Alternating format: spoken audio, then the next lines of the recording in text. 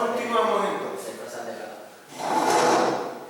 Quedamos en esta diapositiva, que es el método de Wallace y Oracle. Básicamente es incorpora la deformación elástica o no. Esa es toda la diferencia. Como les digo, para efectos de este curso siempre vamos a ir al método simplificado, pero el método que incorpora la deformación elástica es aceptado por el código en este momento.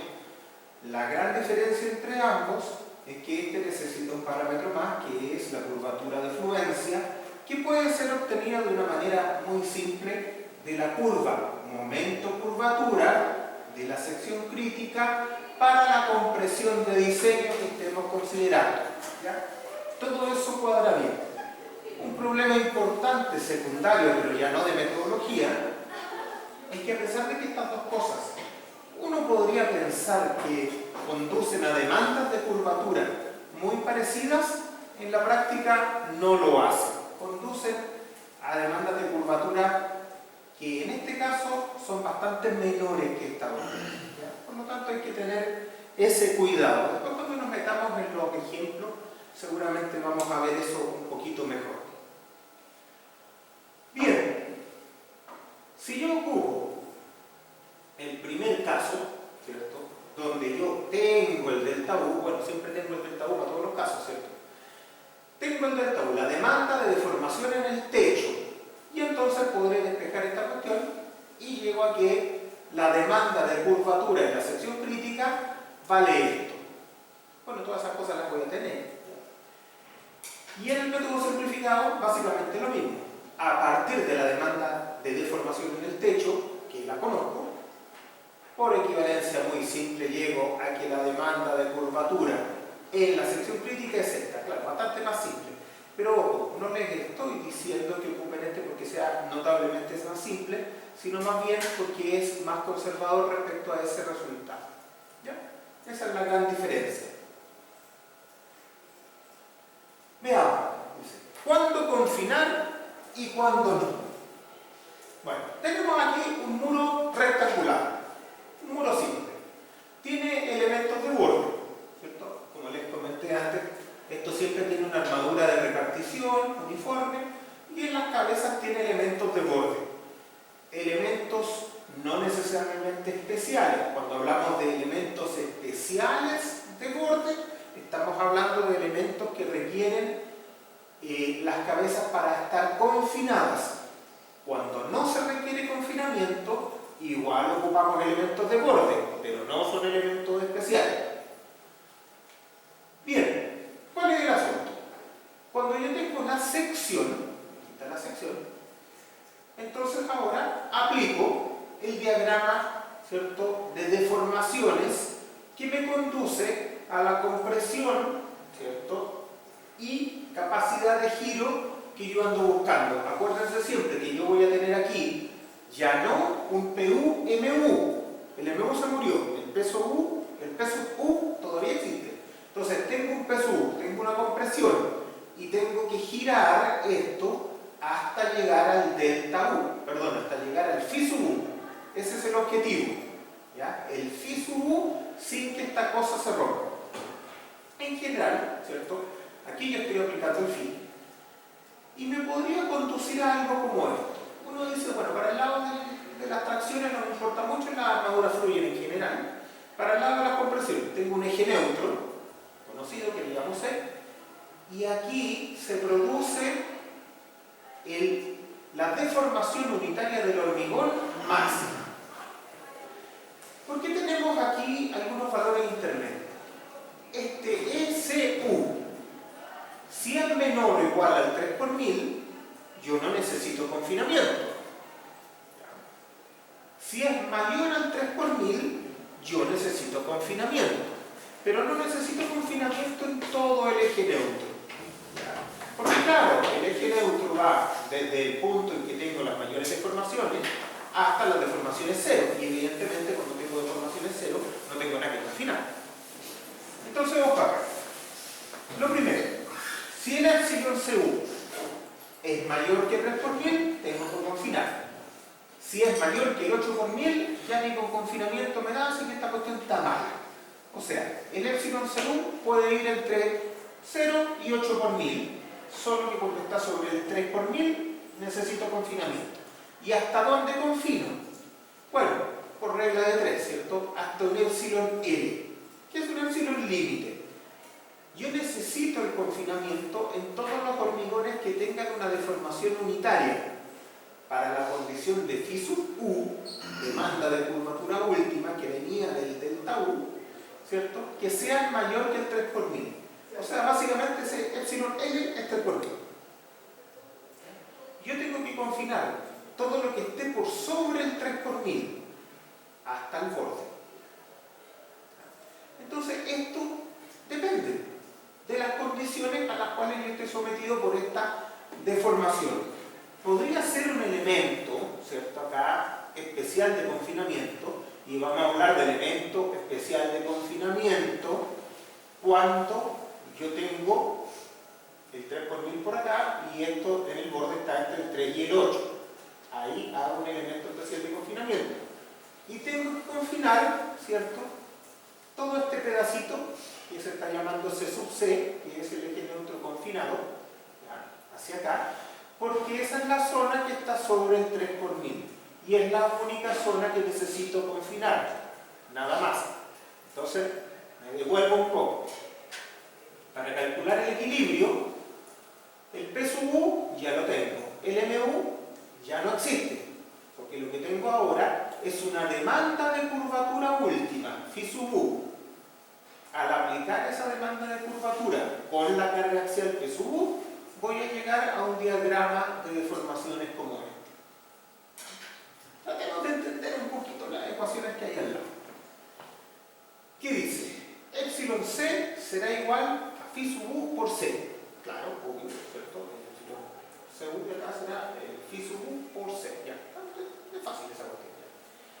El phi sub U ya lo tenía para el método 1, ¿cierto? El método simplificado en función del delta U. Por lo tanto, me sale eso. Me sale entonces que el epsilon C es igual a esa cuestión. Ya, ok, perfecto. Doy vuelta a esta cuestión y me quedo con el eje neutro por este lado. Básicamente me lleva a eso. Entonces, ¿qué dice acá?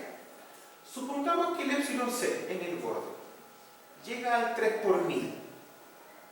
Entonces me sale una cosa como esta. Una cosa parecida a esa. Si se fijan, es función simplemente del largo del muro, de la altura del muro y del delta U. De nada más. Entonces, básicamente, ¿qué es lo que puedo ver acá? En realidad, la condición de confinamiento es una condición bastante geométrica. ¿Cierto? Si el eje neutro es mayor que esto, tendré que confinar, y si el eje neutro es menor, probablemente no tenga que confinar. Es una condición súper simplista. ¿Cuál es el problema? Vamos a ver acá. Wallace, y por lo tanto se establece que delta U partido por HT, eso mismo, no debe ser inferior que el 0,7 por 1000, por dos motivos. Asegurar una moderada capacidad de formación y proteger errores de la modelación. ¿Ya? O sea, si yo ocupo CI 318 tal y como dice, tengo que tener un límite para esto. Y ese límite probablemente me va a llevar a confinar todos los mundos. Por eso acá no lo usamos. Acá ese límite no está impuesto porque nuestras deformaciones de techo no necesariamente son muy altas, ¿cierto? Nosotros acá no usamos deformaciones laterales grandes, nosotros tenemos muy limitados los tristes entre pisos. Acuérdense que esto está en el contexto de edificios urbanos de NSH 433, donde los tristes entre pisos están más controlados aún. Eso significa que el delta U probablemente no va a ser tan grande, no tan grande como es en los edificios norteamericanos, que son mucho más dúctiles. Entonces, por eso que ese límite se estima que acá nosotros no debemos ocuparlo. Insisto, si nosotros ocupáramos ese límite, y si ustedes se van directo al 6318, probablemente todos los muros habría que confinarlos, cosa que tiene sentido si uno está pidiendo alta ductilidad. Pero nosotros no necesariamente estamos pidiendo alta ductilidad y mucho menos en estructuraciones de muro. eso vale el poder calcular esto. Y al calcularlo, hay muchos edificios que no van a necesitar el confinamiento en las cabezas de muro. Y otros que sí, probablemente los más altos. ¿Ya? Entonces, ojo con eso. No todos los muros se confinan. ¿Y dónde está el discriminante? Acá. Esta es la condición por la cual unos se confinan y otros no. Depende de si la demanda de curvatura en la sección crítica me lleva a deformaciones en la fibra extrema del hormigón mayores al 3 por 1000 o no. Me puede llevar por dos razones. Porque la carga axial es muy grande y entonces los epsilon C se hacen más grandes, o porque el delta U es muy grande, por cualquiera de esos dos caminos. Típicamente la carga axial no va a ser tan grande porque está limitada, es 0,35 de sub C', y nosotros tenemos delta U que podrían ser bastante chicos. Entonces, ojo con eso. No todos los muros requieren confinamiento, solo algunos. Y aquí es donde tenemos que fijarnos para cuándo sí y cuándo no. Bien, ¿cuánto vale el C sub C? Bueno, fácil. Si uno tiene el C, que es el eje neutro, y sabe que va a confinar hasta el ECU, que es más que 3 por 1000, pero menos que 8 por 1000, tiene que buscar, bueno, ¿dónde está el 3 por 1000? Porque el epsilon L es el 3 por 1000. Y esto sale con una regla hecha. Entonces, básicamente yo necesito confinar donde me esté pasando el 3 por 1000 hasta el borde. Claro, evidentemente, si usted el C sub C le cae aquí entre medio, bueno, lo alarga hasta más acá y listo, si no hay un problema ahí. Pero tiene que confinar al menos ese C sub C. ¿Ya? ¿Qué aparece acá? No vale la pena mirar, ya les comenté. Veamos acá, dice. Esta expresión define lo expuesto del 318 del 2008, ya que dicho código consideró apropiado por los edificios típicos de muros construidos en Estados Unidos elegir delta U partido en HT igual 1,5%. Ese es el mínimo. 1,5% para nosotros es alto, es bastante. Nosotros podríamos andar sin ningún problema por el 1%. Entonces pedirle como mínimo un 1,5 a lo mejor nos va a significar confinar todos los muros. Y no lo necesitamos. No es que sea malo, pero no lo necesitamos. ¿Ya? Entonces, dice, se entiende para la mayoría de los edificios chilenos, estructura en base a muros, este valor puede ser una hipótesis de diseño demasiado conservadora y se refiere a determinar la longitud de confinamiento del núcleo en función del drift. Claro, básicamente no se sigue esta sugerencia estadounidense, pero no se sigue porque los resultados que nosotros tenemos son de drift menores, no es que simplemente se esté ignorando. ¿Ya? Ahí es donde hay que tener harto cuidado. Bien, ¿dónde confinamos? Ya sabemos en planta dónde confinar. En las cabezas son con elementos especiales de confinamiento. ¿Dónde? En el C sub C, que es donde nos pasamos del 3 por 1000, ¿cierto? Y llegamos a la fibra extrema que tiene que tener menos del 8 por 1000. Ok. Está súper claro cómo es en planta, pero en elevación, ¿cuánto debe extenderse el elemento especial de borde? Esto es lo que aparece acá. Entonces, ¿quién nos dice? Donde se requieren elementos especiales de borde, ya, se requieren ahí y ahí. Ahí tengo C sub C para allá y C sub C para este otro lado. Ahí se requiere. El refuerzo del elemento especial de borde debe extenderse verticalmente desde la sección crítica. ¿Cuál es la sección crítica? Esa. La sección crítica, una distancia no menor que la mayor entre LW, o sea, el largo del muro, y si este muro tiene 8 metros, entonces son 8 metros para arriba y 8 metros para abajo. Claro, porque la sección crítica tiene dos lados, tiene para arriba y para abajo. Entonces tengo que confinar para arriba y para abajo 8 metros. ¿Ya? O MU partido en 4BU. ¿Cuál es el MU? Bueno, lo voy a tener porque sale del diagrama bonito.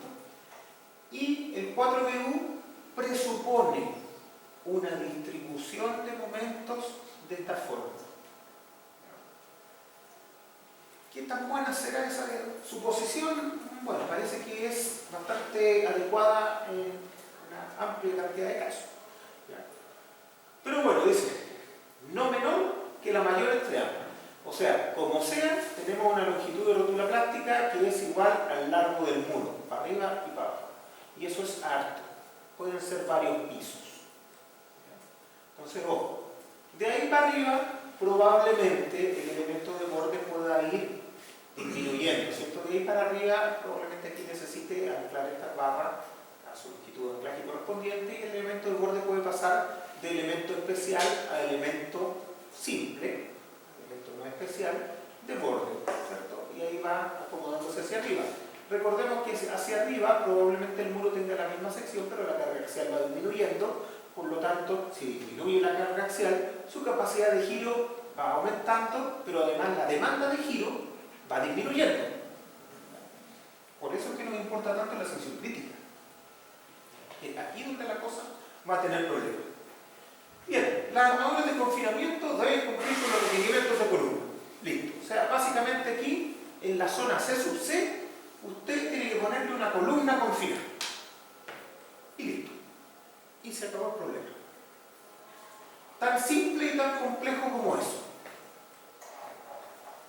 En caso de requerir confinamiento, como mínimo el muro debe tener un ancho de 30 centímetros y la longitud del confinamiento debe ser como mínimo BW. Ya, o sea, los elementos de confinamiento tienen que ser al menos cuadrados, ojalá más largos en la dirección del muro. Pero el muro, para ser confinado, debe tener al menos 30 centímetros. Claro, poner un muro de 30 o 40 centímetros de espesor es jodido, es un problema.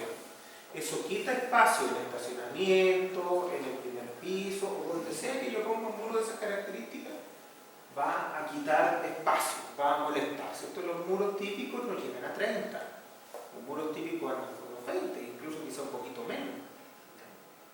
Entonces, poner un muro de 30 para confinar es alto. Ahora, ojo, con 30 todavía es jodido confinar. Acuérdense que nosotros teníamos que separar los estribos de confinamiento más o menos como un cuarto del espesor. Entonces, claro, estos estribos de confinamiento ya capaz que no estén ni siquiera a 10 centímetros, capaz que estén a 5 centímetros. Empieza a ser muy complicado, ¿cierto? Vamos a tener que buscar ahí dimensiones para poder llegar a que la separación de estribos sea al menos 10 centímetros para que esta cosa se pueda construir de una manera razonablemente práctica. ¿Ya? Entonces, ojo, el confinar muros, elementos especiales de borde, no es más complejo que la columna, pero el espacio es menor y eso me va a conducir a que probablemente los estribos tenga que hacer algunos juegos dimensionales para poder separarlos del orden de 10 centímetros. También voy a necesitar que las barras verticales estén un poco más juntitas para poder confinar ese hormigón. Probablemente voy a tener que agarrar todas las barras verticales. Y bueno, en la cabeza confinada voy a tener que tener al menos una armadura del 1% axial para poder cumplir este tema de la armadura mínima en columna. Todas esas son cosas grandes, porque ¿cuál es la armadura de repartición que tiene normalmente un muro? ¿Más o menos? ¿Cuál es la armadura mínima de un muro? ¿Sí? ¿No? O sea, desplazamiento. No, la armadura, la cuantía. Ah, y... ¿el 2%?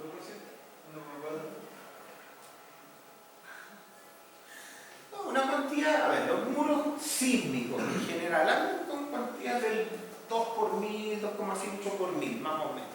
Esas son cuantías típicas horizontales y verticales de repartición. ¿Ya? Con eso, ¿cierto? Nosotros normalmente armamos el muro para borde, pero aquí los elementos especiales de borde estamos diciendo que nos vamos a pasar directamente al 1% como mínimo, porque ese es el mínimo para columnas en la dirección axial, en la dirección vertical. Entonces en las cabezas confinadas vamos a tener una armadura vertical que es por lo menos 4 a 5 veces mayor que la repartición del muro, pensando desde los mínimos. Entonces ahí se nota harto cuando hay un elemento especial de confinamiento. Bueno, nosotros veremos ejemplos que a lo mejor esto se aclara un poco. Aquí tenemos un monito general de cómo podríamos confinar un muro. Aquí hay un muro T, ¿cierto? La idea es que esto esté está efectuado respecto a un eje horizontal, ¿cierto? Donde hay compresión allá, y tracción acá, o tracción acá, y compresión allá. ¿Qué es lo que hay aquí? Primero, ¿cierto? Tenemos los elementos de borde, ¿cierto? Aquí hay elementos que no son elementos especiales, pero son elementos de borde, son elementos simples de borde. Hay armadura de repartición, y aquí se generó un elemento especial de borde porque era necesario. Claro, uno dice, esa es la punta del alma, tiene toda la lógica, que ahí va a haber problemas, entonces vamos a ponerle ahí el confinamiento. Veamos más o menos de qué se trata esto. Los elementos, ¿cierto? Aquí, bueno, este es el RO que dice que tiene que tener un mínimo. Normalmente aquí las armaduras generales tienen del orden del 2 por mil. Es un muro común y corriente simple.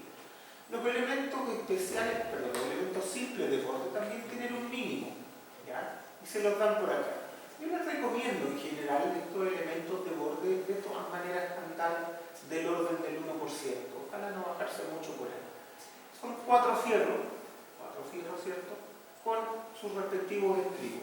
Entonces, si yo pongo un elementito simple, no me va a hacer más caro el proyecto, ni mucho menos, ¿cierto? Puedo poner 4 barritas al 1% y eso suele ser suficientemente bueno para cualquier propósito, siempre y cuando no sea un elemento especial. Ahora, cuando tengo un elemento especial, la cosa cambia, ¿cierto? Acá está el elemento especial. Y básicamente eso se tiene que extender en esta dirección, un largo que es mayor que el C sub C, ¿ya? Y mayor que el espesor del muro. Y al interior de esto se genera un núcleo confinado. Por lo tanto, estos estribos, estas amarras, ¿cierto?, que están acá, tienen que cumplir con todo lo que requiere cumplir una columna confinada. Por eso parece que todos los fierros están agarrados. Y típicamente en el espesor del muro, como el espesor es de 30 o más, lo más probable es que yo tenga que poner un fierrito intermedio. A lo mejor ese fierrito no es necesario que lo tome, pero lo más típico es que lo tome. Lo tome porque el A sub S me va a requerir que lo tome, ¿cierto? El A sub S en la dirección, si yo hago el corte por acá, ¿cierto? En este ancho, de ahí hasta ahí, mido el A sub S por 1, 2, 3, 4 barritas. Y si hago el corte para el otro lado, tengo un ancho de ahí hasta ahí y tengo 3 barritas. Normalmente el A sub SH mínimo que necesito para confinar me va a llevar a que tengo que poner una traba aquí en los fierros centrales. Ahora, la separación de estos estribos es la que típicamente molesta, ¿cierto? Aquí está A sub SH, el HX, ¿dónde está la separación? Acá está la separación. EW medios, ¿cierto? EW medios. O sea, si esta cuestión es 30 como mínimo y como máximo, porque en realidad los muros no los podemos hacer de un espesor mayor al que la arquitectura nos permite, y la arquitectura nos permite mínimo, por lo tanto van a ser de 30. Entonces la separación de los estribos no puede superar 15. Normalmente aquí volvemos a poner estribos a 10. Estribos y amarras a 10. ¿Por qué? Porque la repartición general de los otros fierros es típicamente a 200, ¿cierto? Entonces los fierros verticales van a ir a 200, los horizontales también van a ir a 200, y como van a 200 va a ser fácil hacerlos calzar con estos otros estribos. Uno tiene que diseñar estas cuestiones para que se puedan construir de manera simple también, ¿ya? Entonces, ojo, ese va a ser el problema del confinamiento.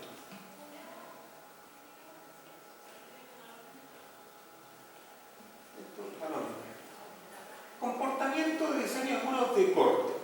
Tratemos de meterle un ratito en qué le pasa a los muros de corte, a los edificios de corte. Que insisto, no es lo más importante es lo que ya acabamos de ver. Los muros de corte típicamente tienen suficiente resistencia, suficiente sobreresistencia, por lo tanto, no llegamos a tener problemas en ello. Este edificio típico tradicional chileno, el edificio chaco, el edificio de corte, ¿ya? Pocos pisos, alta densidad de muro, por lo tanto esta cosa no tenía compresiones verticales relativamente altas, tenía compresiones verticales bajas. Bueno, ¿Cuál es el buen criterio? Dice, los muros deben desarrollar un comportamiento inelástico a flexión. Sí, es lo que uno espera y que resistan harto el corte. El corte no debe controlar la respuesta de los muros estructurales. Bueno, ahí hay que tener cuidado, porque si yo tengo un muro chato, un muro bajo, claro, su resistencia flexural, un muro largo, puede ser muy grande. Y es bastante posible que yo no pueda llegar a armar ese muro para que falle primero por flexión que por corte. ¿A qué me refiero con un muro bajo? ¿Cierto? Si yo ahora estoy pensando en edificios bajos de, no sé, ya no de 20 pisos, sino de 4 pisos, 2 pisos, una cosa bajita, porque ahí los muros se van a comportar esencialmente a corte. Claro, si yo tengo el terreno por acá y tengo un muro que es de este tipo más o menos, pero un muro que no es muy alto. Entonces, claro, cuando viene, no sé, supongamos que esta cuestión tiene 2 pisos, para que sea fácil, un piso, otro piso. Entonces, si esta cosa se encuentra con el sismo que le exige lateralmente, lo más probable es que esto no vaya a fallar de manera flexural, porque tiene una carga axial bastante baja y un ancho bastante comparable con la altura, pero sí va a experimentar corte. Entonces, si la respuesta a esto va a ser esencialmente elástica, yo no voy a necesitar que primero falle por flexión que por corte, porque no va a fallar de ninguna de las dos formas. Esto es algo que necesita sobre resistencia, porque tiene un corte muy grande, pero nada más. Entonces hay que tener bastante cuidado con estas cosas. Cuando nosotros hablamos del muro en flexo compresión, sí, no queremos que falle en corte de manera previa, porque entonces no va a girar abajo y no va a disipar energía. Y ese es un asunto bien importante, porque a veces se nos puede olvidar. Cuando nosotros le ponemos la armadura de repartición al muro, al principio no tenemos el corte. Nosotros vamos a tener el corte una vez que le ponemos la armadura vertical, hacemos la curva de interacción. Después vemos la capacidad de curvatura y corregimos esa armadura vertical. Después de que tenemos la armadura vertical final, recién vamos a poder evaluar la resistencia, o sea, el V sub E que necesito como demanda de resistencia al corte, porque depende de la armadura vertical final que yo puse. ¿Ya? Y ahí recién vuelvo a chequear la armadura horizontal que es para corte de ese muro. Entonces la armadura horizontal de corte por capacidad es la última que vamos a ver en un muro de flexo-compresión. Bien, dice, se debe controlar el agrietamiento mediante el uso de armadura vertical y transversal. Eso es importante. Para los muros, ¿cierto? Es un poquito distinto que lo que hacíamos para columnas y vigas. En columnas y vigas uno decía los estribos transversales toman corte. Aquí yo necesito armadura no solo transversal, horizontal en este caso como el muro vertical, la armadura de corte horizontal, necesito armadura horizontal pero también la vertical. ¿Ya? Trabajan en conjunto, en línea general. Bueno, se tienen dos fases de comportamiento, rango elástico hasta el agrietamiento diagonal y después rango post-agrietamiento diagonal. Sí, claro, corte inelástico. Miremos aquí un poquito. Tenemos aquí grietas de corte en el arco. ¿Cómo van las grietas de corte? Fíjense, esta cosa está empujando probablemente hacia acá y por eso empiezan a aparecer las grietas en esa dirección. La grieta siempre, una grieta en hormigón, debido a cualquier cosa, la grieta se produce transversal a los campos de tracciones principales. Eso siempre es así. Entonces, si la grieta va en esta dirección, significa que las tracciones principales van perpendicular a esa dirección. Y con eso yo me puedo dar una buena idea de cómo son las fuerzas. Todavía hay una fuerza que va de derecha a izquierda y por eso genera este tipo de agrietamiento, que es un agrietamiento típico de corte. Dice, grietas de corte mínima, grietas iniciadas por flexión. ¿Por qué podría ser un poco diferente? Yo creo que las veo igual en realidad. Pero, ¿cuál es la diferencia que podrían tener? Ya vi cuál es la diferencia, claro. Las de arriba son por corte y las de más abajo son por flexión. ¿Por qué? Porque si ustedes se fijan, las grietas que están más abajo son más horizontales. Si son más horizontales, entonces el campo de tracciones que la genera va en la dirección vertical. Y eso viene del efecto flexural. Por eso que las grietas más abajo están horizontales y más arriba están diagonales. Siempre hay que buscarle algún tipo de explicación a los patrones de grietas para que uno pueda entender bien cómo se está comportando el muro, cómo está trabajando ese muro. Vamos un poquito más. ¿Qué tenemos acá? Tenemos que entender esta diapositiva. Tenemos unos muritos acá. Unos muritos no tan altos, ¿cierto? Que están confinados arriba y abajo y que se ciclan horizontalmente. Aquí hay uno de altura 140 y aquí hay uno de altura 200. ¿Cuál es la diferencia que uno debería ver esencialmente? Bueno, que en el de 200 es más alto y el comportamiento probablemente sea más axial flexural y menos de corte. Y en el que está más bajito pueda tener más deformación por corte y menos trabajo axial flexural. Dice, la capacidad de deformación está en función de la razón de aspecto. Claro, esto no es tan fácil. Pero claro, un muro es bastante intuitivo que un muro más alto normalmente va a tener una capacidad de deformación lateral bastante más grande. Fíjense más o menos la escala, aquí las escalas no son las mismas. Este llega hasta 30, ¿cierto? Lateral, hasta acá, y este llega hasta 15. Claro, la capacidad de deformación lateral de este es notablemente más chico que el otro. Ahora, eso depende del comportamiento axial flexural también.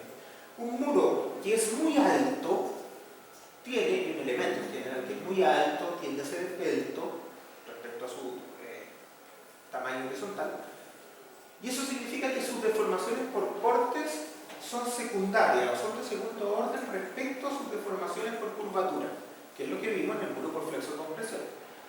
Un muro chato, al revés, tiene deformaciones por flexión que son relativamente pequeñas y tiene deformaciones por corte que son las más importantes. No digo que sean grandes, digo que son las más importantes porque las otras pasan a ser secundarias, las que vienen de la curvatura. ¿Ya? Entonces, ojo con eso, el origen de las deformaciones laterales cambia mucho. Veamos, rango post-agrietamiento diagonal. ¿Cómo trabaja esta cosa? Veamos acá. Para allá va el corte, entonces aquí viene la grieta, ¿cierto? Y hay armaduras. Hay armaduras que van en la dirección transversal, en la dirección de la fuerza, y hay armaduras que van en la dirección vertical. ¿Qué dice esta parte? Dice, resistencia por trabazón de los agregados. Bien, trabazón, porque donde se produce la grieta, ¿cierto? Estas barras atraviesan la grieta, por lo tanto, evitan o posponen, ¿cierto?, la separación de la grieta. Como la grieta no se está separando, entonces hay una trabazón en toda esa superficie. ¿Ya? Por roce. Corte y compresión en garganta no fisurada. Bueno, acá abajo donde no se rompe, esa cuestión traspasa fuerza, no me importa mucho. El refuerzo, esto es lo que sí nos interesa. Fuerzas axiales en el refuerzo transversal. Claro, como asumimos que el corte es horizontal, es cíclico, así que va para allá, entonces el refuerzo horizontal es el principal que trabaja directamente en tracción. Eso es bastante intuitivo porque es lo mismo que pasa en vigas, columnas y cualquier otra cosa. Quizás lo que no es tan común es esto, que hay fuerzas de corte o efecto tarugo en el refuerzo longitudinal. Claro, en realidad estas barritas verticales lo que están haciendo es trabarse al otro lado de la grieta y trabajar casi en corte, en la misma dirección que estas otras cosas.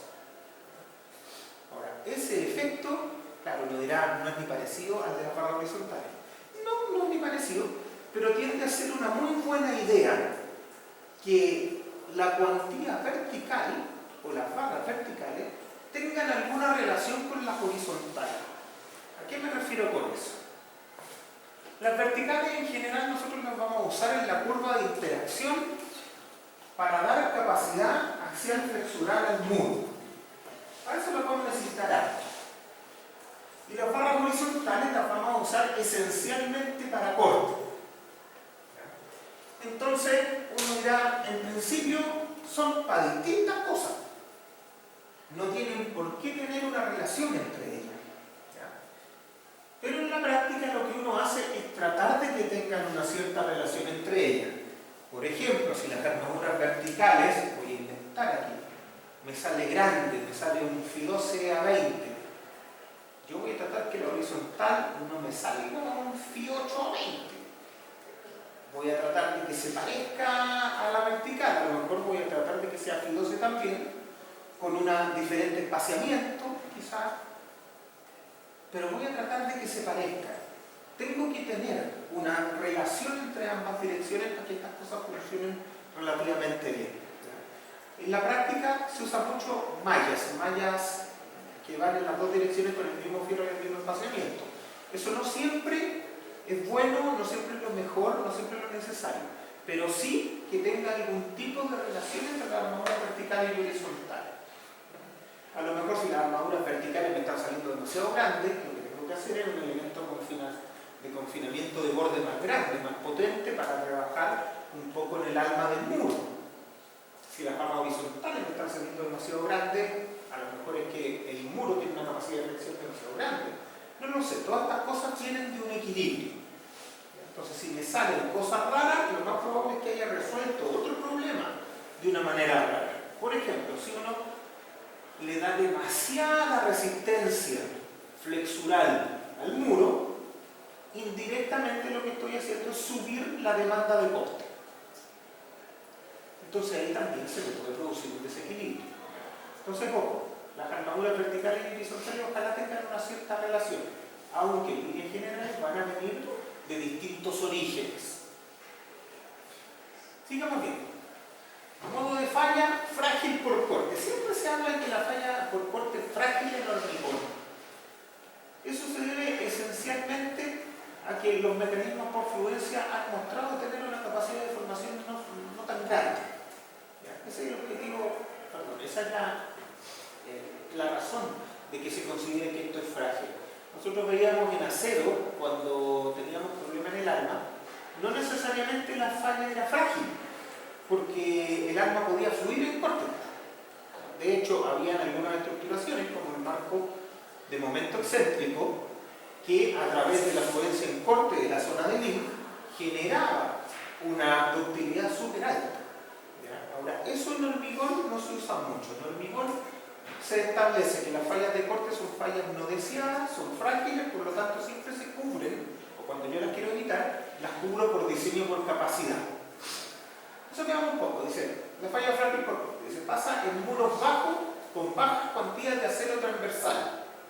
Ya, si tiene baja cantidad de acero transversal, entonces probablemente se agriete de manera diagonal, sí, tiene algún sentido. Dice, alcanzar la resistencia en tracción y se genera una gran grieta diagonal, ¿sí? Lo típico. No se desarrolla el mecanismo de resistencia post-agrietamiento. Ah, ya, claro. Si la armadura horizontal es muy poca, esta cosa se agrieta, y una vez que se agrieta, esta grieta se separa mucho y la trabazón en la grieta no se genera. ¿Ya? Sí, tiene sentido. Armadura transversal se fractura, bien. Zona de compresión, falla por interacción corte-compresión. Falla frágil con baja o nula capacidad de formación. Aquí aparece una segunda cosa, que a lo mejor no se ve muy bien acá, pero la vamos a mirar. Se trata de este punto. En ese punto, no solo aparece el problema del corte. Recuerden que la carga transversal se está produciendo acá arriba. Ya, si esa carga transversal se produce de derecha a izquierda, entonces esta grieta tiene todo el sentido del mundo. Lo que podría a lo mejor complicar un poco esto. Pero fíjense, acá abajo, pensando que esa es la sección crítica, tenemos que en este lado hay compresiones y en ese lado hay tracciones. Es fácil verlo por el patrón de agrietamiento, ¿cierto? Aquí las grietas son relativamente horizontales, por lo tanto el patrón de tracciones principales es vertical. Entonces tengo tracciones por acá, compresiones por acá. Como hay compresiones grandes por acá, en este sector se produce una concentración de tensiones, de compresión y también de corte. Como esta cabeza es pequeña, se produce aquí, a veces se revienta esta cabeza por esfuerzos secundarios de corte, no solamente por flexo-compresión. Pero fíjense lo que pasó aquí. El hecho de tener poca armadura de corte, ¿cierto?, hizo que fallara primero por corte. Y esa falla por corte generó la falla de compresión en esta cabeza. Eso es lo que nosotros queremos evitar en los muros altos de flexo-compresión. Que no haya una falla por corte y por lo tanto esta falla de concentración secundaria no se produzca. pude ir al otro lado también y ponerle demasiada armadura de corte.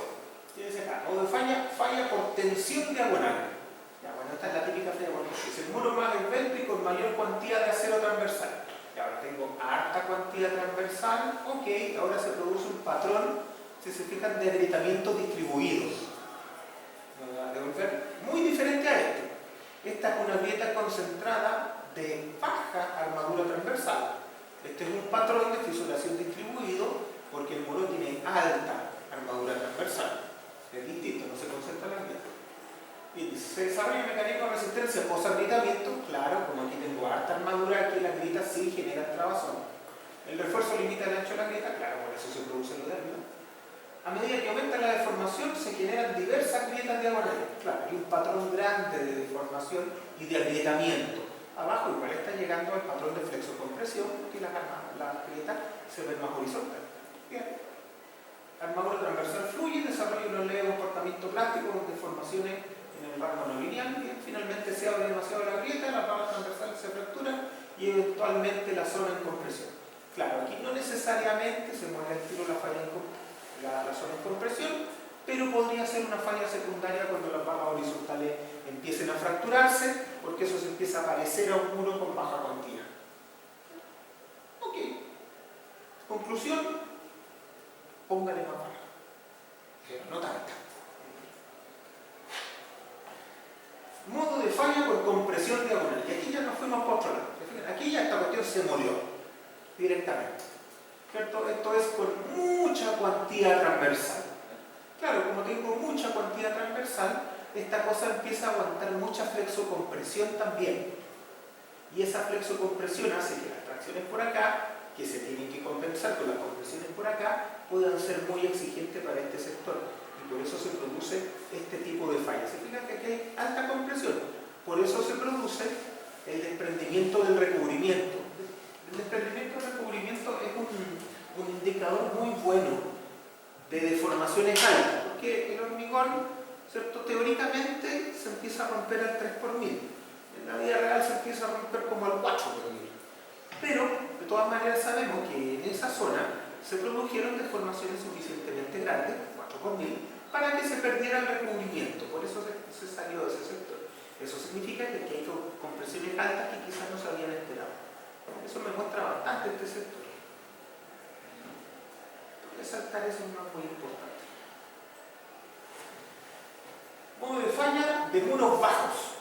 Y estos muros bajos son los que tradicionalmente nosotros teníamos en Chile.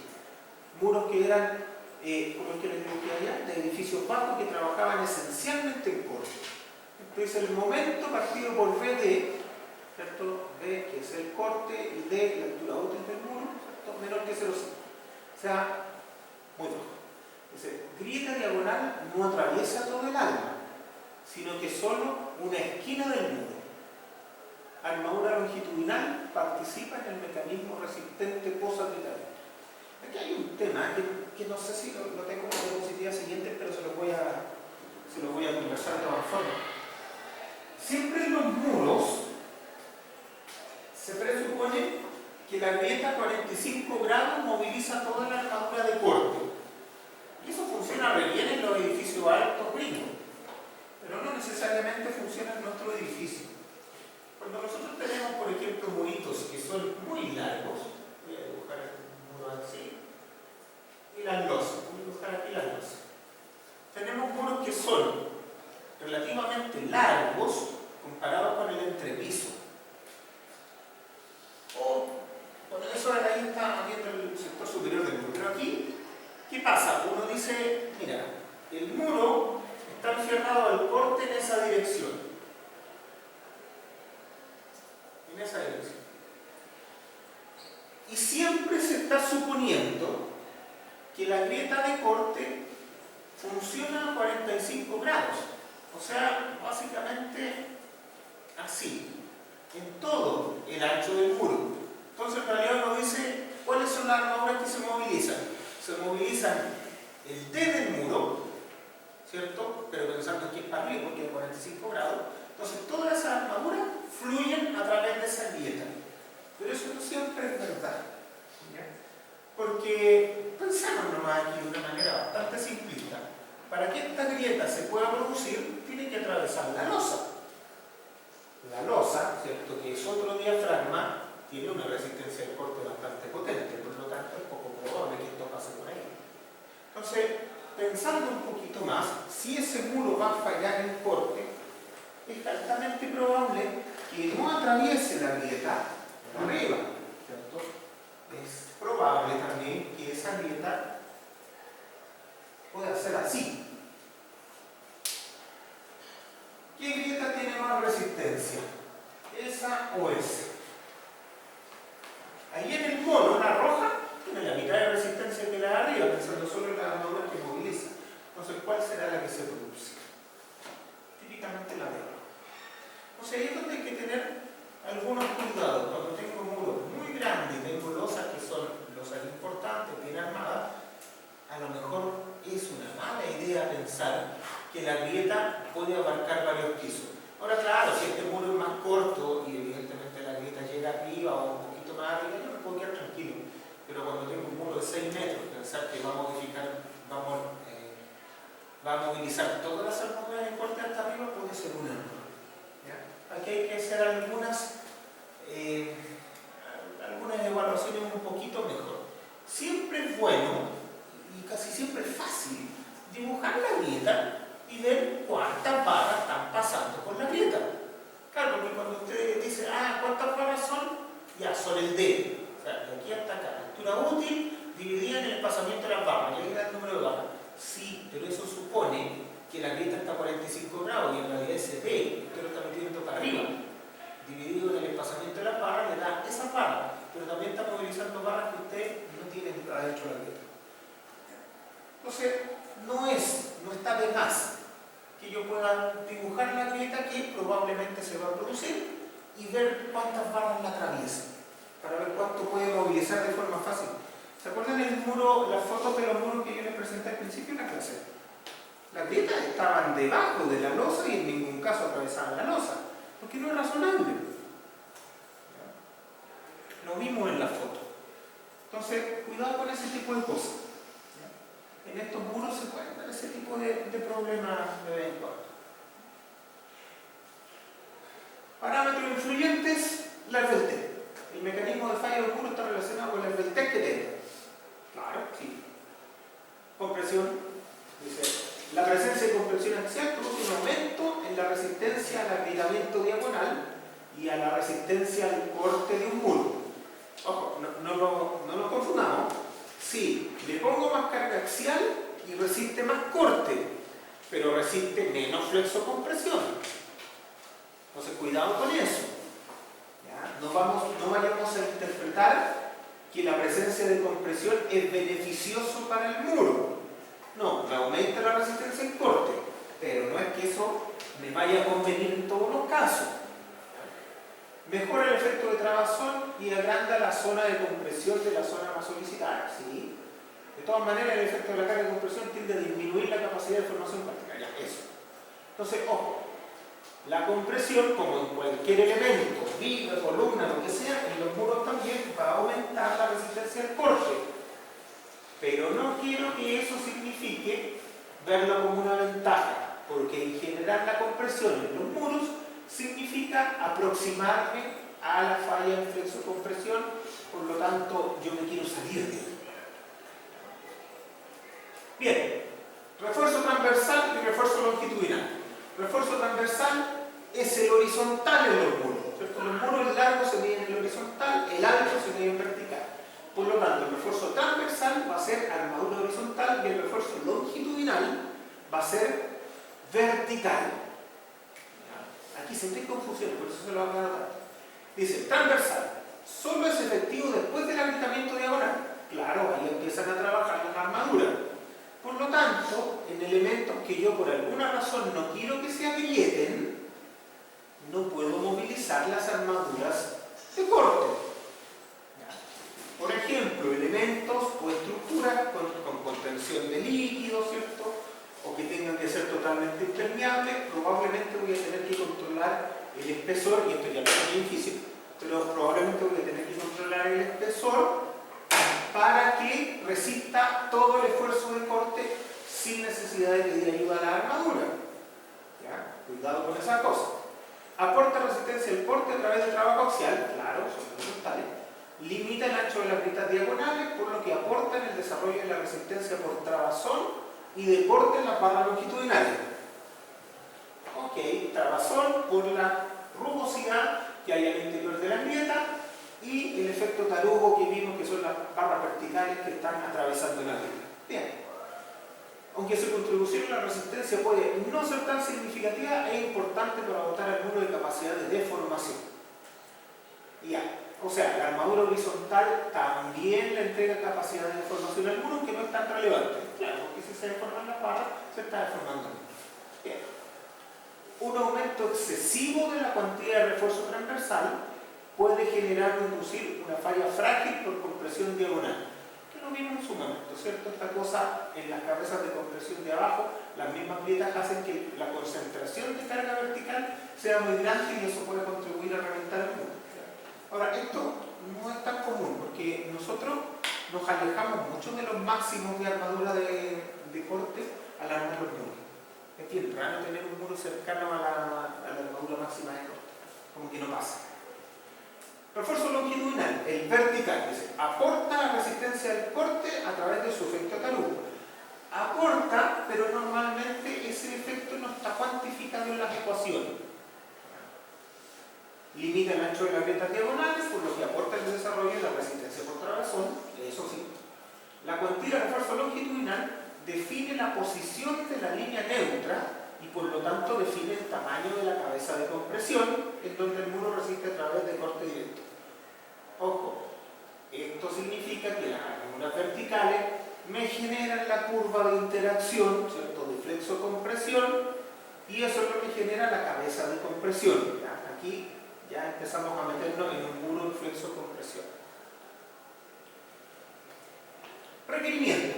¿Qué nos dice el código? Y ahora que vimos los conceptos, ¿qué nos dice el código de cómo le tenemos que poner la armadura a esta cuestión? Y vamos a ir leyendo de a poquito. ¿Cómo se pone la armadura de corte en un muro? Dice, la armadura transversal proporcionada para resistir corte debe ser continua y estar distribuida a través del plano de corte con un espaciamiento máximo de 450 milímetros. Ya. En general la ponemos harto medio. Lo típico es poner una armadura de corte a 20 centímetros, a 25 centímetros, pero no mucho más que eso. ¿Cierto? Recuerden que siempre es mejor usar, desde el punto de vista técnico por lo menos, es mucho mejor usar hartas barras chicas que pocas barras grandes. Hartas barras chicas significan cargas distribuidas. Pocas barras grandes significan cargas concentradas.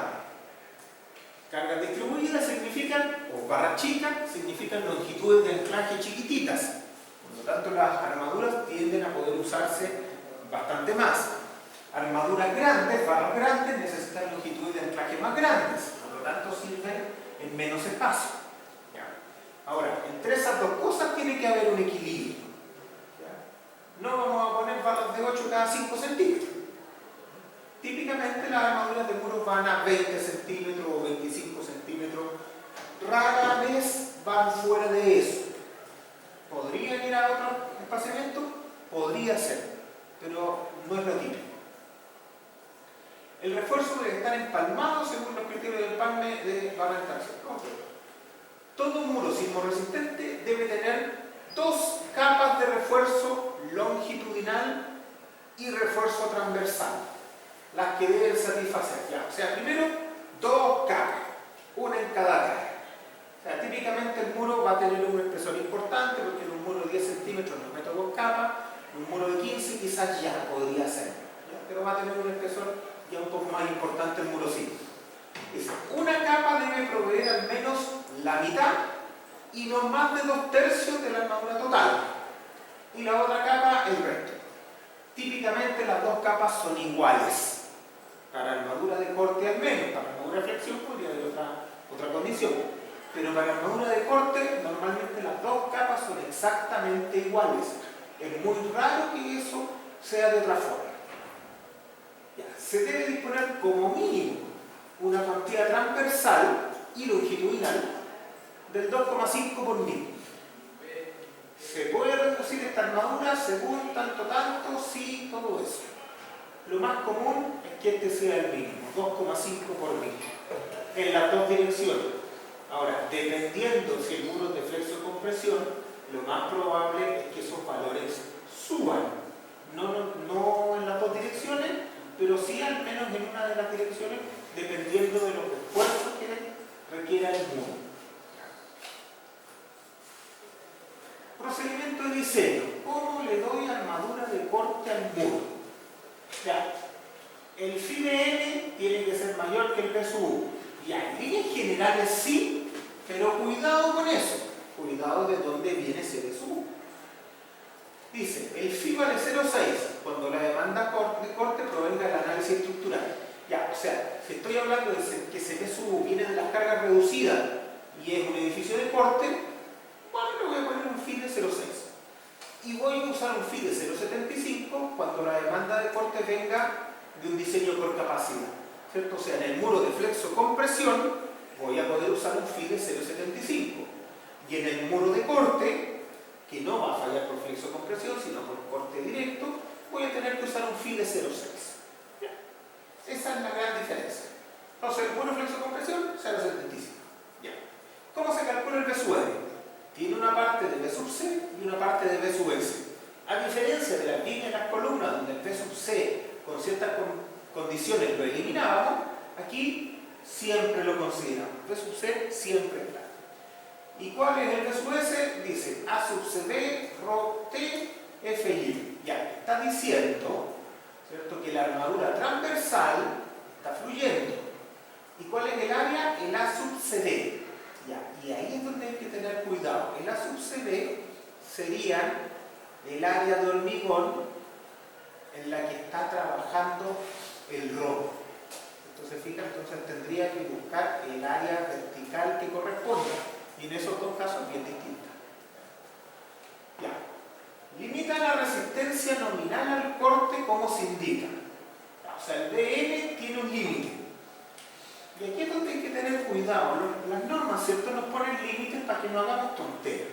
En líneas generales uno debería estar suficientemente lejos de los límites.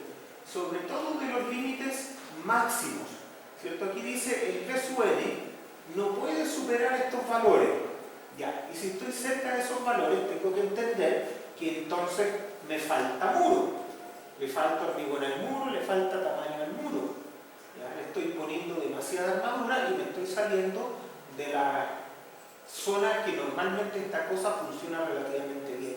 Entonces, estos máximos, bueno, los máximos y los mínimos, tienden a ser espacios en los que uno no debe llegar, pero no debe llegar no solo porque la norma se lo limita, sino porque es una mala decisión acercarse a esos bordes. Entonces, bien, ¿cuáles son los máximos? Dice 2,12 de esa cosa y 2,65. Machones que comparten una fuerza lateral común y machones individuales. Comparten una lateral común, individuales, bueno, hay que ver la estructuración ahí. ¿Qué es lo que haría cualquier ser humano normal? Bueno, tengo la mínima de las dos y si me cumplen, todo bien. Y si no, lo pienso. Normalmente hacemos eso en ingeniería. Pero cuidado, no nos acerquemos a estos niveles. Bien, ¿cómo vemos este asunto del ACB? Ya no aparece. Debe considerar la exposición del capítulo 11, pero en ningún caso puede ser mayor que esto. Ya. Alfa C es un coeficiente que depende de la vertiente del muro. ¿Dónde está? Aquí, alfa C. Ya. O sea, el BC máximo va a ser el ACB. Alfa C, lambda, bueno, el lambda tiende a 1 porque esa es la cuestión del factor de hormigón lineal, F sub C prima, ok.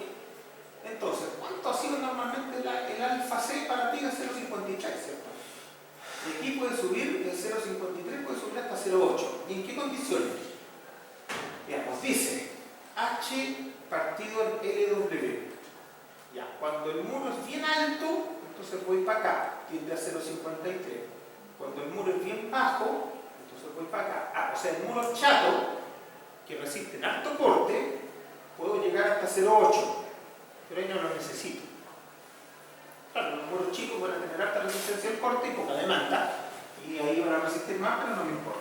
Pero en los muros de flexo-compresión, que es donde realmente esta cuestión me va a importar, porque ahí voy a hacer corte por capacidad, entonces el alfa C va a ser 0,53, que es el valor mínimo y el valor que hemos usado toda la vida. Por lo tanto, en realidad, esta cosa como que lo dejamos en 0,53 y seguimos para adelante. ¿Cierto? Cuando realmente lo necesitemos, y son los muros de flexo-compresión, esta cosa va a valer 0,53. Así que, seguimos. No nos aportó mucho. Oh, se me acabó. Pensé que quedaba. Ya, se acabó esta. Entonces, como se acaba esta y nos queda todo en un rato, podemos pasar a la siguiente, que son ejemplos.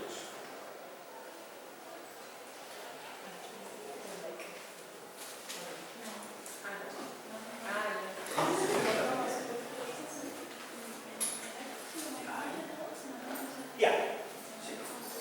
Pasamos entonces a la tercera de esta. Ya tenemos conceptualmente cómo funcionan los muros, tenemos los requisitos del código de cómo tenemos que diseñar los muros, y ahora vamos a mirar un poco algunos casos especiales, algunos casos específicos de aplicación de estas cosas, ¿cierto? Tratemos de entender en conjunto las cosas que puse en esta diapositiva. Primero, el modelo general de muro que vamos a usar. Este es un modelo de muro que es, bueno, puede ser rectangular, T, N, la misma cuestión, exactamente lo mismo. ¿Ya? Es un muro de altura, HW, de formación lateral de techo, ¿cierto? Ahí está. Y ojo, hay que entender esto bien. Esta es una demanda de deformación de techo. No es la capacidad de deformación, es la demanda. La capacidad tiene que ser igual o superior, pero esta es la demanda. ¿Ya? Bien, con el modelo simplificado tenemos que la demanda de curvatura en esta sección crítica vale esto. Con el modelo que incorpora la deformación elástica, tenemos que la demanda de curvatura abajo vale todo esto. Pero aquí necesitamos un dato adicional que es el phi yield para calcular ese delta E. Ya. Entonces, podríamos usar cualquiera de las dos. Las dos están validadas y aceptadas por el código, por el decreto 60. Pero partamos siempre con el método simplificado. Bien, veamos este bonito acá. Tratemos de entender. Dice, se analiza una sección simétrica con armadura solo en los bordes. Ya, esto es un muro rectangular y le vamos a poner armadura solo ahí y solo ahí. Nos vamos a olvidar de la armadura de repartición por un momento. Bien, como es un muro, lo más probable es que esa armadura y esa armadura sean exactamente la misma. Entonces, tenemos un P sub n, que es la compresión, tenemos un Mn, que es el momento. Cosas que podemos plantear acá. Primero, C sub C. ¿Qué es C sub C? ¿Dónde está el C sub C? A ver, acá está, ya. O sea, si yo tengo esto y planteo un diagrama de deformaciones, si esto fluye y esto fluye, porque aquí estoy llegando al 3 por mil en el borde, ¿cierto? Para ver cuánto aguanta esta cuestión. Si estoy llegando al 3 por mil en el borde, entonces esta armadura está fluyendo porque la armadura normal que estamos usando tiene una fluencia de 4200. Esos 4200 con el módulo de elasticidad del acero que es 2040 me da que fluye más o menos el 2 por 1000. O sea, si ahí tengo 3 por 1000, acá seguro que tengo más del 2 por 1000, por lo tanto está fluyendo también. O sea, la armadura de acá está fluyendo, la armadura de acá con toda seguridad está fluyendo, y aquí tengo un eje neutro. O sea, esta carga de acá es igual a la carga de acá. Y como nos han enseñado en otros cursos, ¿cierto? Ese C sub C yo lo puedo evaluar de una manera simplificada con el bloque rectangular de tensiones equivalentes. ¿Cuánto vale ese bloque rectangular? 0,85 C sub C', un beta 1 que depende de la calidad del hormigón, ¿cierto? Y C por H, que básicamente es el área del rectángulo. Entonces, el C sub C, acá, C sub C, tiene que ser igual al P, porque el P es lo que viene de afuera, más esas otras dos fuerzas. Pero como estas dos fuerzas son iguales, en realidad uno dice básicamente el C sub C tiene que ser igual al P. Claro, o sea, si tengo armadura simétrica, toda la compresión pasa directo al hormigón. Poco le interesa la armadura. Y eso parece bien razonable. Ahora, si pasa directo al hormigón, como que esta cuestión ya queda bien definida. Claro, porque yo el C sub C lo conozco. El C sub C vale eso. Ya. Entonces, el C sub C vale eso. Pero también sé que en muros no puede superar eso. O sea, el P máximo, el P sub máximo, es eso. No puede superar eso. Y este equilibrio me entrega un valor importante. ¿Sí se fijan? Acá está el C sub C, por definición. Acá está el PU máximo. Me entrega una razón. Y esta razón dice C partido por LW. O sea, C partido por LW. 0,48. O sea, que si el eje neutro supera el 48%, estamos mal. Estamos mal y esa cuestión ya no me está generando un equilibrio acá. ¿Qué dice acá? Por tanto, el valor de C no puede superar la mitad del largo de la sección, se debe lograr mayor utilidad al asegurar progresiva de C. Claro. O sea, directamente, solo por geometría, me doy cuenta que el eje neutro no puede superar el 0,48. Si no, voy a tener un problema. Y el problema es que el hormigón se me pasa del recto al medio. Ya. Puede ser. ¿A qué nos sirve esto? No, más adelante. Veamos acá. El eje neutro está prácticamente en la mitad de la sección. No me voy a preocupar de esto porque esto es cuánto vale el phi, y el phi normalmente está controlado por la alta flexión del hormigón cuando necesitamos que esto gire alto. Así que no lo voy a citar.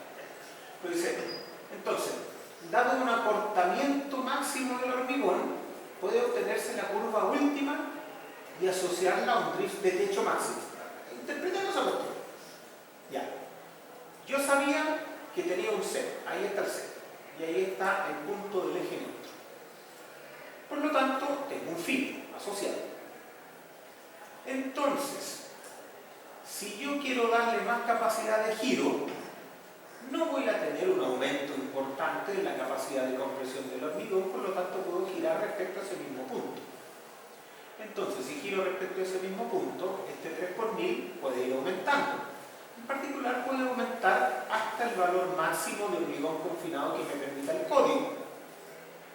Si hacemos los números, decimos, bueno, el epsilon CU, el de acá, puede llegar como máximo al 8 por 1000. De ahí no me paso porque si no, el código me dice que no puedo construir. Así que llego hasta ahí. Bien, ok. Entonces tengo que el phi sub U, ¿cierto? Que básicamente es S partido en S, por definición, ¿cierto? El eje neutro, partido, eso ya.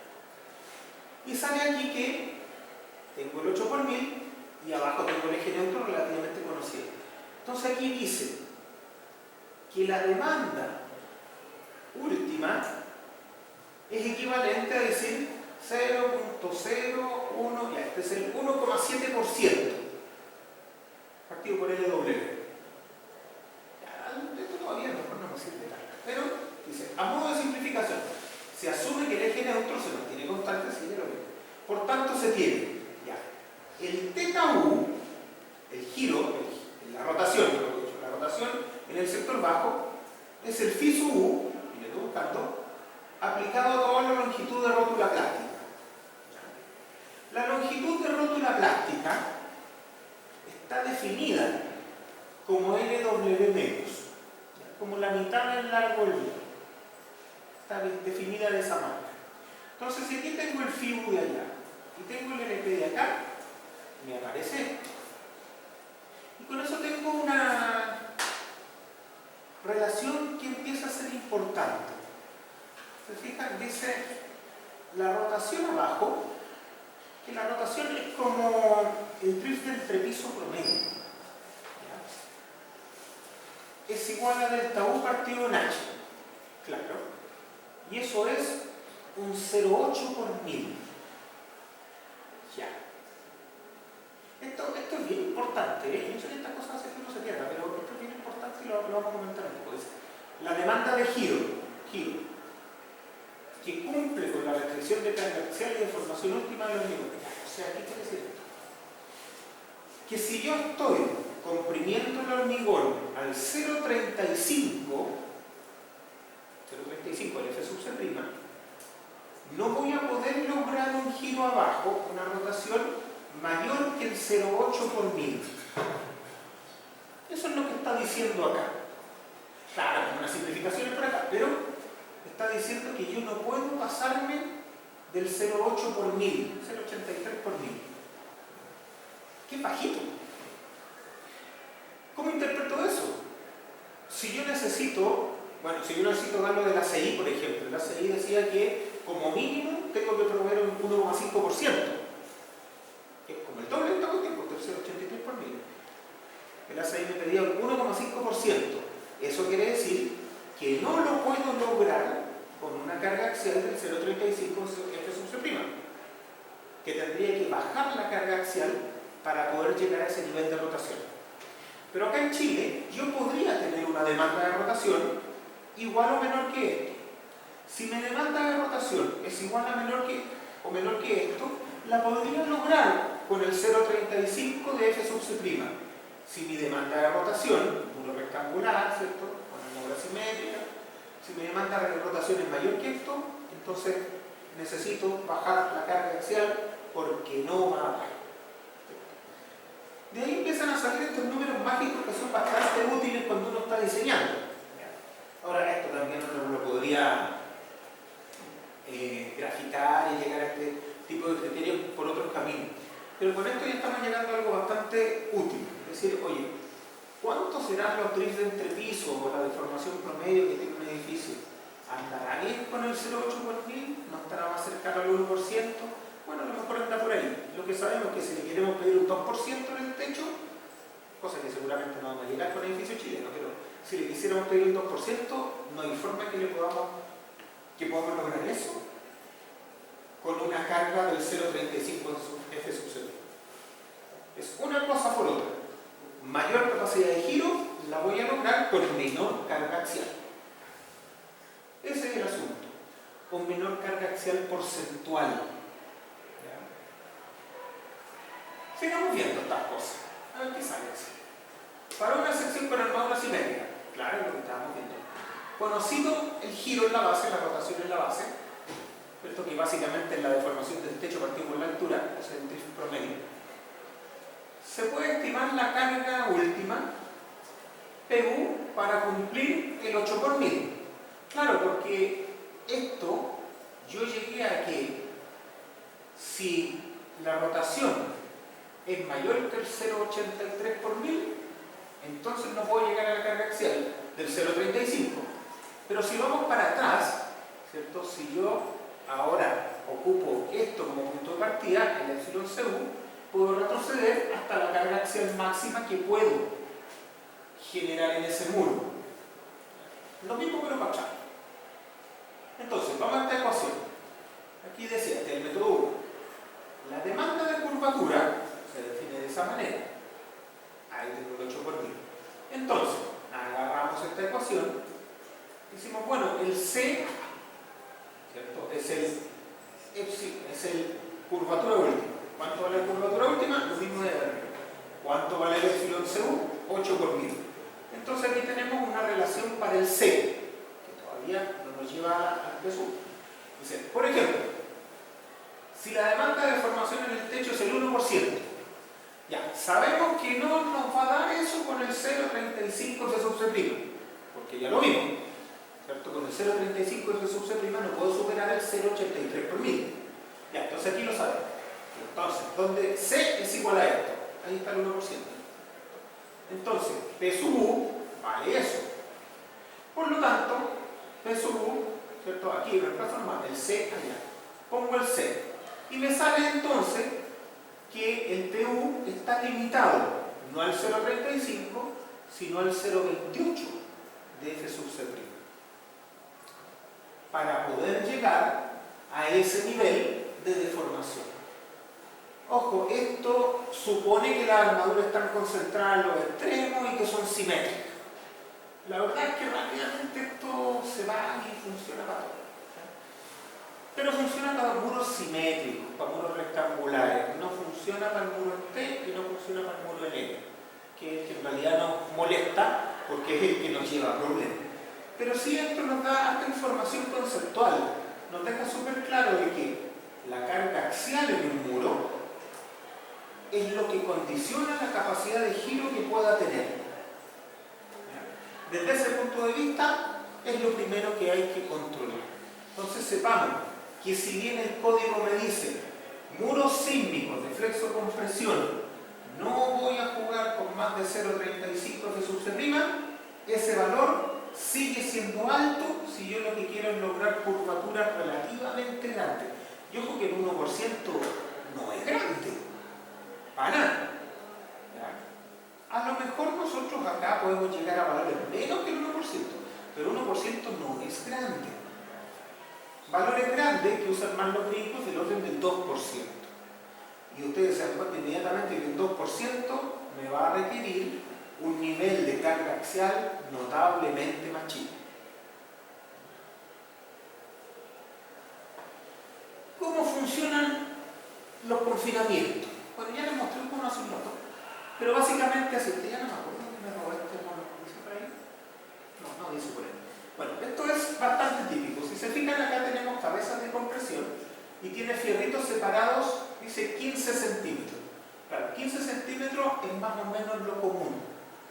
Más de 15 centímetros es raro, yo diría que va entre 10 y 15. Esos son números razonables. Lo mismo en el espesor del muro, ¿cierto? Aquí, no, esto tiene que ser más que mayor de 20, mayor que 30, que estoy confinando. ¿Ya? Entonces, para acá también, esos fierritos van a quedar entre 10 y 15 centímetros. Más o menos. Todos los fierritos van a quedar entre 10 y 15 centímetros. Típicamente van a estar todos agarrados,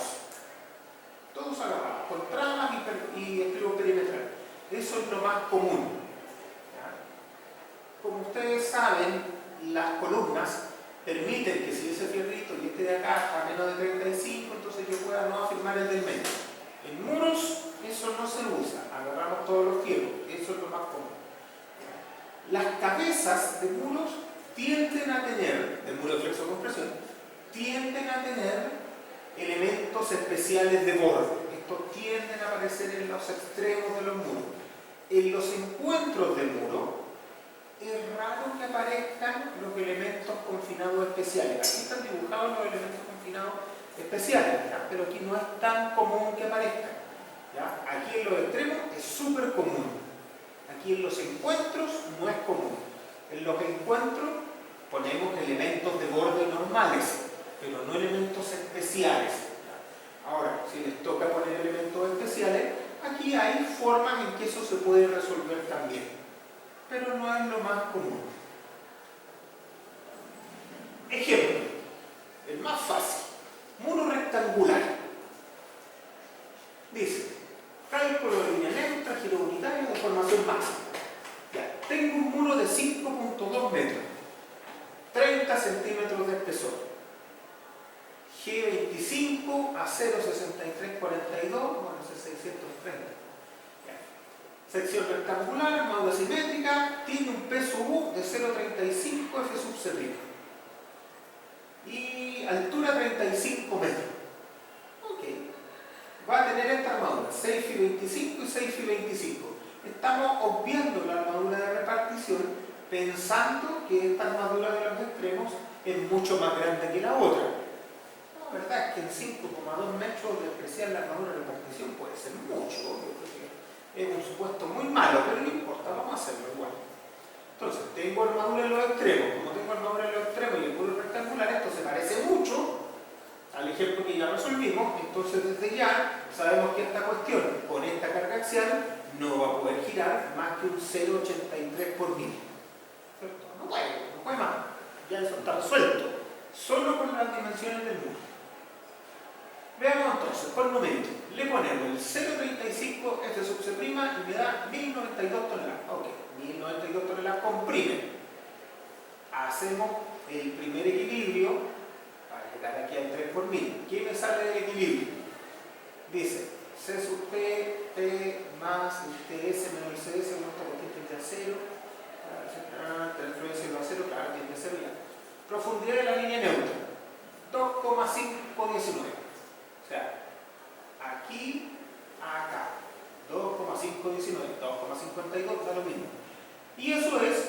48% del largo de la sección, que ya lo sabíamos también. Pero aquí lo calculamos con 1. Bien, deformación del acero casi el 3 por 1000, claro, obvio. Estamos en la zona de transición, no nos importa demasiado. Giros, esta cosa sí nos importa. Y tratemos de entenderla un poquito.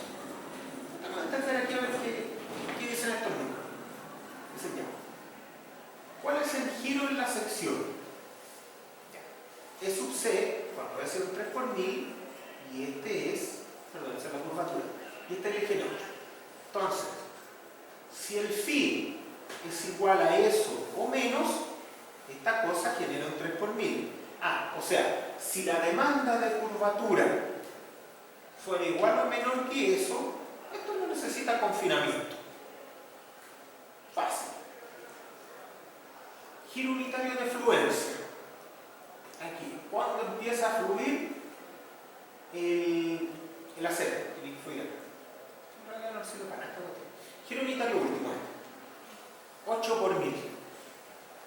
Ya, lo volvemos a meter aquí, entonces nos da este giro. Ahora sabemos que si la demanda de giro, la demanda de curvatura, perdón, me confundo entre el giro y la curvatura, estas son curvaturas.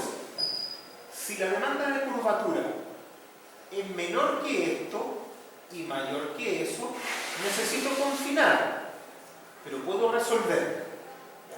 Si la demanda de curvatura fuera mayor que esto, ya no tengo respuesta, ya no puedo hacer. Bueno, demanda de giro último, este es fácil porque es la curvatura última por la módula plástica, me da el giro y me da el 0,83 por 1000, que ya lo conocía, por lo tanto de ahí no me puedo pasar. O sea, la rotación máxima abajo es esa. Por lo tanto, podría sacar también cuál es el delta U máximo, ¿cierto? Es muy fácil, dice. Desplazamiento del techo, y lo último será el giro por la altura del muro. Me da 29 centímetros. O sea, si el desplazamiento de techo, la demanda de desplazamiento de techo es del orden de 29 centímetros, esta cosa podría funcionar. Si no lo es, si es más, entonces no funciona. Pero aquí es donde aplicamos la segunda ecuación, ¿cierto? La deformación elástica. Tenemos el delta I, créanme que lo tenemos. Si resolvemos estas ecuaciones me da que el delta U, la demanda de deformación en techo, por esta segunda metodología podría ser hasta 47 centímetros. La diferencia es tremendamente grande.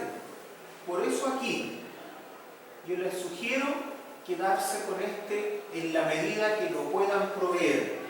Nosotros aquí esperábamos quizás que esta fuera más grande, pero no tanto. 29, a lo mejor un 35 podríamos aceptar, podría ser algo intuitivo.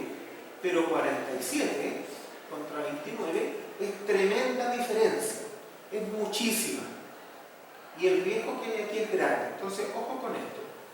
Esto es aceptado por el código, pero tengan cuidado.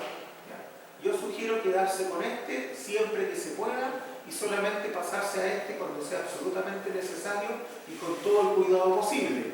¿Cuál es todo el cuidado posible? Una evaluación conservadora del phi sub g. Entonces, ojo con eso. Ya, lo vamos a dejar aquí por hoy día porque ya se acaba el tiempo.